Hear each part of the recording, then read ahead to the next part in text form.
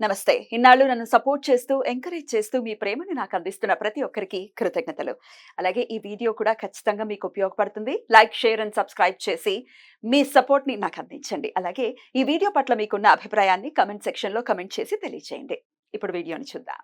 నమస్తే. Welcome to our channel. నేను పద్మిని. ప్రస్తుతం మనతో పాటు ప్రముఖ ఆధ్యాత్మికవేత్త, నారీసేన ఫౌండర్, దత్త ఉపాసకురాలు శ్రీమతి లతా దత్త గారు మనతో పాటు ఉన్నారు. మాట్లాడదాం. నమస్తే అక్క. నమస్తే. జై గురుదత్తారా. శ్రీ గురుదత్త అక్క. You are looking very beautiful today. Oh thank you. You are always beautiful and charming. ఇట్లా మీరు ఇదవుతుందన్నమాట. ఏమంటారు, మీ గ్లో అలాగా రిఫ్లెక్ట్ అవుతుంది.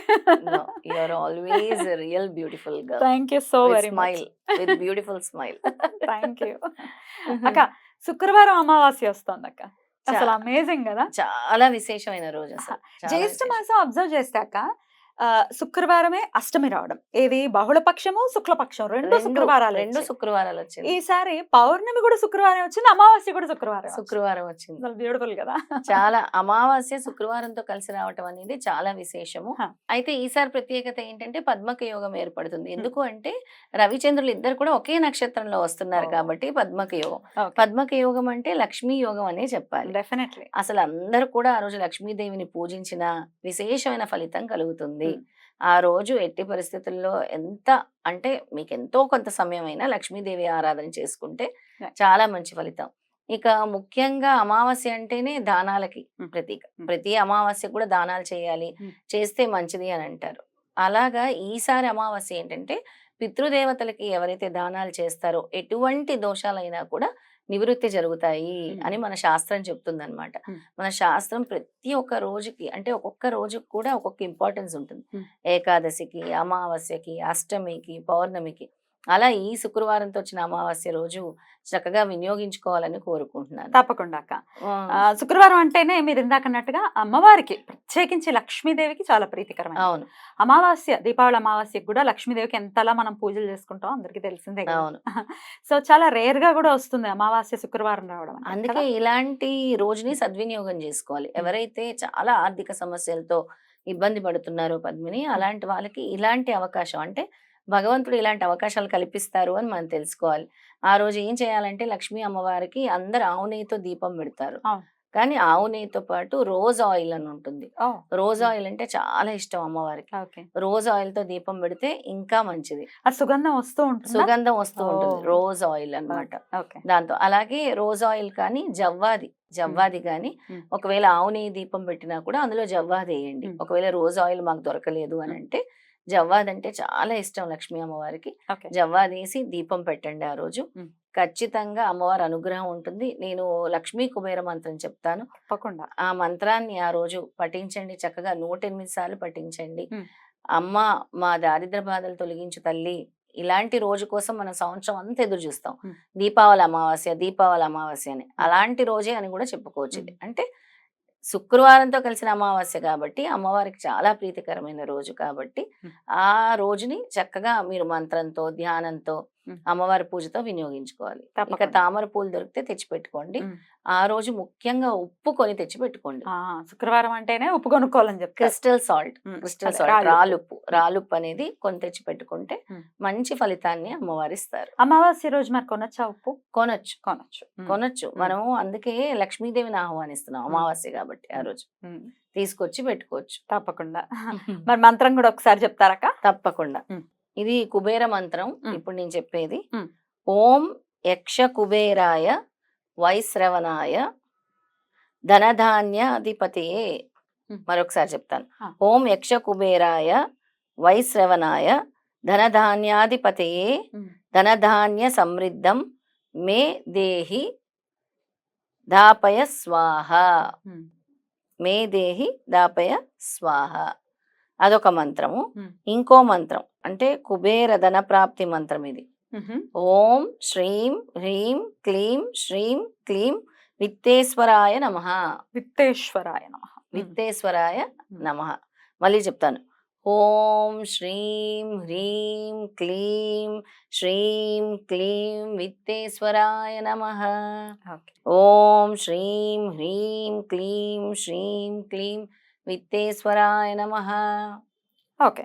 ఇది చదువుకుంటే చాలా చక్కటి అనుగ్రహం అమ్మవారిది, ఉమ్. లక్ష్మీ కుబేరులది ఇద్దరిది కూడా మనకి కలుగుతుంది. ఎన్నిసార్లు చదువుకోవాలక్క? 108 సార్లు చదువుకోవాలి. 108 సార్లు చదువుకుంటే చాలా మంచి ఫలితాన్ని అమ్మవారు ఇస్తారు ఆ రోజు. అద్భుతం, అద్భుతం. కుబేరుడు అంటేనే ధనానికి అధిపతి ఆయన. సో ఆయన అనుగ్రహం ఉంటే లక్ష్మీ కుబేర వ్రతాలు కూడా అమావాస్య రోజు చేసుకోవచ్చు అక్క? చేసుకోవచ్చు. లక్ష్మీ కుబేర వ్రతం అమావాస్య రోజు చేసుకోవచ్చు, ఏకాదశి రోజు చేసుకోమని కూడా మన శాస్త్రం చెప్తుంది. గురువారాలు చేసుకోవాలి, అధిక ఫలితము.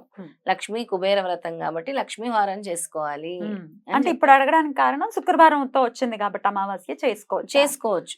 ఖచ్చితంగా చేసుకోవచ్చు. అమావాస్య రోజు చేసుకోవచ్చు, ఏకాదశి రోజు చేసుకోవచ్చు, అష్టమి రోజు కూడా చేసుకోవచ్చు. అసలు ఎంత పవర్ఫుల్ అంటే మాటలో చెప్పలేము. చాలా చాలా చాలా పవర్ఫుల్. అసలు ఇంకొక విశేషం ఏంటి అని అంటే, ఆ రోజే వాసుదేవానంద సరస్వతి మనకి ఎవరైతే గురుచరిత్ర రాశారో ఆయన పుణ్యతిథి కూడా అప్పుడే. ఆయన నిర్యాణం చెందినటువంటి రోజు, ఆయన్ని స్మరించుకోవాల్సిన రోజు కూడా తప్పకుండా ఆ రోజు. తప్పకుండా ఆయన కూడా ఎన్నో స్తోత్రాలు అందించడం స్వామి గురించి కదక. అసలు మొదట ఆయనే గురుచరిత్ర రాసింది, మనకు అనువదించింది ఎకరాల భరద్వాజ గారు తెలుగులో.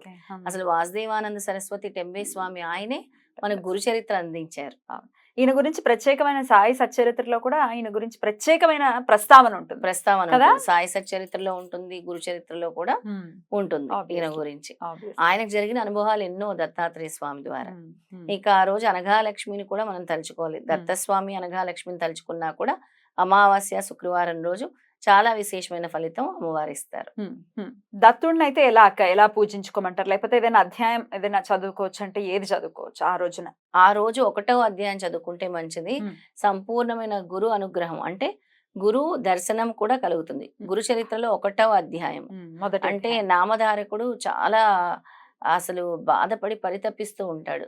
నేను ఏ పాపం చేశాను, నాకు ఇంకా మీ గురు దర్శనం రావట్లేదు, ఇంకా నేను ఎన్ని సంవత్సరాలు నిరీక్షించాలి మీకోసము, నేను మీకోసం పరితపిస్తుంటే నన్ను ఇంకా మీరు దూరం పెడుతున్నారని గురువు కోసం పరితపించేటటువంటి అధ్యాయము 1వ అధ్యాయము. సద్గురు దర్శనం, గురు దర్శనం అంటే మనకి స్వామి కోసం మనం పడే ఆరాటం. అంటే స్వామి నాకు కలగాలి అంటే స్వామి దర్శన భాగ్యం కలగాలి, స్వామి నాకు కల్లోనైనా స్వప్న దర్శనం ఇవ్వాలి, ఆ విధంగా అయినా కర్మలు తొలగించాలి అనేటటువంటి అధ్యాయమే గురుచరిత్రలో 1వ అధ్యాయం. మొదటదే కళలో కనిపించిన మన పాపాలు పరిపక్వం అవుతున్నాయని అర్థం చేసుకోవచ్చు. ఖచ్చితంగా. ఏం చెప్పారంటే పద్మిని స్వామి, చాలా మందికి కూడా వాళ్ళ గురువు ఎవరో తెలవాలంటే గురుచరిత్ర పారాయణం చేయమన్నారు. ఇప్పటికీ కూడా గురుచరిత్ర పారాయణం చేస్తే స్వామి మనకి కళల రూపంలో లేదా ఎవరో ఒక రూపంలో కూడా నీ గురువు దగ్గరికి నిన్ను తీసుకెళ్తారు, చూపిస్తారు. ఎప్పటికి ఎన్ని జన్మలు ఎత్తినా కూడా ఎప్పటికీ కూడా కలియుగంలో కాదు, ఎప్పటికీ కూడా దత్తాత్రేయ స్వామి మనతోనే ఉంటారు. ఆయన చెప్పేది ఒకటే, మీరు గురుచరిత్ర పారాయణం చేస్తే మీ కర్మలు తొలగటమే కాదు, మీరు మనస్సులో అంటే ఎవరినైతే కలవాలనుకుంటున్నారో ఆ గురువుని నేనే చూపిస్తాను అని స్వామి చెప్పారు. ఇక సద్గురు దర్శనం కోసం, దత్త దర్శనం కోసము, సద్గురు దర్శనం కోసం 1వ అధ్యాయం చెప్పాను. మరి శుక్రవారం అమావాస్య కాబట్టి భోగ భాగ్యాలకి సంపదల కొరకు 9వ అధ్యాయం గురు చరిత్రలో పారాయణం చేసుకోవాలి. 9వ అధ్యాయం ఆ రోజు గనక పారాయణం చేసుకుంటే అమ్మవారి అనుగ్రహం సంపూర్ణంగా లభిస్తుంది. అద్భుతం. మేము పూజలు చేయలేకపోతున్నాము, అట్లీస్ట్ చదువుకుంటాము అనుకునే వాళ్ళకి ఇది ఒక ప్రత్యామ్నాయం. ఖచ్చితంగా తప్పకుండా ప్రత్యామ్నాయం అవుతుంది. చాలా బ్యూటిఫుల్ గా ఎక్స్ప్లెయిన్ చేశారు. అటు దత్తుడిని ఎలా ఆరాధించుకోవచ్చు, అలాగే లక్ష్మీదేవి అనుగ్రహం కోసం ఏం చేయొచ్చు అనేది చాలా అద్భుతంగా వివరించినందుకు కృతజ్ఞతలక్క. నమస్కారం. నమస్కారం.